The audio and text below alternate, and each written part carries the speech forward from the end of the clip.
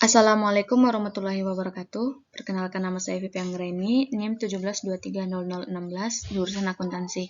Baiklah, di sini saya akan mempresentasikan tugas 5 saya dari mata kuliah Seminar Akuntansi Keuangan yang bertemakan Accounting Conservation dan yang berjudul Perhitungan Jasa Ekosistem dalam Mengkompensasi Biaya Efektif Konservasi di Kawasan Lindung.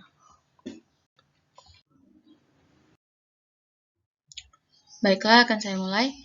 Kawasan lindung adalah pendekatan utama untuk melestarikan keanekaragaman hayati dan jasa ekosistem secara global. Area lindung sering menerapkan pembatasan akses manusia ke sumber daya alam, yang mengakibatkan hilangnya bahan bakar, makanan, dan pendapatan yang diperoleh masyarakat lokal dari ekosistem layanan di area ini.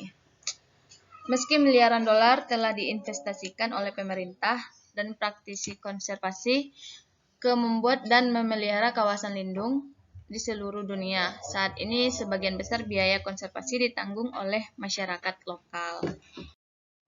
Lokasi penelitian dilakukan di Cagar Alam Wolong terletak di Provinsi Sichuan, Cina. Ditetapkan sebagai cagar alam nasional pada tahun 1963 dengan berukuran sekitar 200 km kuadrat dan diperluas menjadi sekitar 2000 km kuadrat pada tahun 1975 dan mendukung 6.000 spesies tumbuhan dan hewan. Selain itu, cagar tersebut juga berisi sekitar 4.500 penduduk manusia. NFCP, pemerintah bertujuan untuk mengurangi panen kayu secara alami. Hutan dari 32 juta meter kubik pada tahun 1997 menjadi 12 juta meter kubik pada tahun 2003 dan menghutankan kembali 31 juta hektar pada tahun 2010. Dilaporkan bahwa sekitar 61 miliar yuan diinvestasikan bahwa NFCP melalui 2005 MNCP telah diterapkan di Wolong sejak 2001. Semua rumah tangga di Wolong terdaftar di NFCP selama 10 tahun. Rumah tangga di individu atau kelompok yang terdiri dari 2-15 rumah tangga diberi sebidang hutan alam pemantauan untuk mencegah penebangan liar. Di bawah NSCP, penebangan kayu ilegal secara efektif dilarang dan banyak penggunaan kayu bakar diganti dengan listrik. Hasilnya konsumsi kayu bakar berkurang sekitar 40%. Salah satu jasa ekosistem yang penting adalah kayu bakar, yaitu sumber energi utama untuk 2,5 miliar orang di seluruh dunia. Sebuah meta-analis dari 51 studi kasus dari 17 negara menemukan bahwa nilai kayu bakar menyumbang rata-rata sekitar 7% dari pendapatan rumah tangga. Namun, pengumpulan kayu bakar telah dianggap sebagai salah satu pendorong utama hutan degradasi global dan deforestasi di beberapa area tersebut, termasuk di kawasan lindung. Menurut Naughton, Travis et al. 2005, studi telah melaporkan bahwa biaya peluang lokal orang yang mengabaikan akses ke layanan ekosistem di kawasan lindung bisa menyumbang 18% hingga 54% dari pendapatan rumah tangga.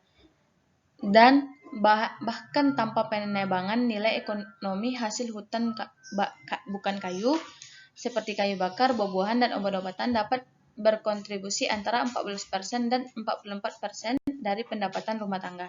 Meskipun studi kasus ini bersifat spesifik, lokasi dan mungkin mewakili wilayah di mana biaya peluang konservasi relatif tinggi, mengakomodasi beberapa eksploitasi lokal atas jasa ekosistem dapat secara substansial mengurangi biaya konservasi. Meskipun ada literatur penting tentang penilaian ekonomi jasa ekosistem termasuk kayu bakar, sebagian besar studi di dalamnya kawasan lindung telah memperkirakan baik biaya untuk menjaga lindung kawasan utuh atau nilai-nilai pemanfaatan HHBK pada tingkat yang sering memimpin terhadap degradasi ekosistem. Namun, di banyak wilayah, akses pasar atau substitusi kayu bakar di pasar lokal kurang atau tidak ada membuat penilaian menjadi sulit. Selain nilai pasar ekonomi, kayu bakar juga dapat mengandung nilai non-pasar seperti nilai sosial dan budaya, sehingga meskipun ada harga pasar atau barang pengganti, seringkali tidak dapat menangkap nilai penuh dari jasa ekosistem lokal ke orang-orang. Perkiraan rata-rata WTP untuk akses ke kayu bakar oleh masyarakat lokal di Cagar Alam Wolong adalah 179 yuan yang dihitung berdasarkan persamaan. Nilai rata-rata ini berjumlah sekitar 21% dari pembayaran di bawah implementasi saat ini dari NFCP.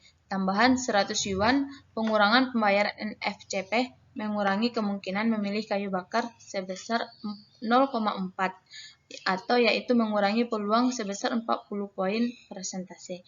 Demikian presentasi saya. Maaf jika ada kekurangan. Terima kasih. Wassalamualaikum warahmatullahi wabarakatuh.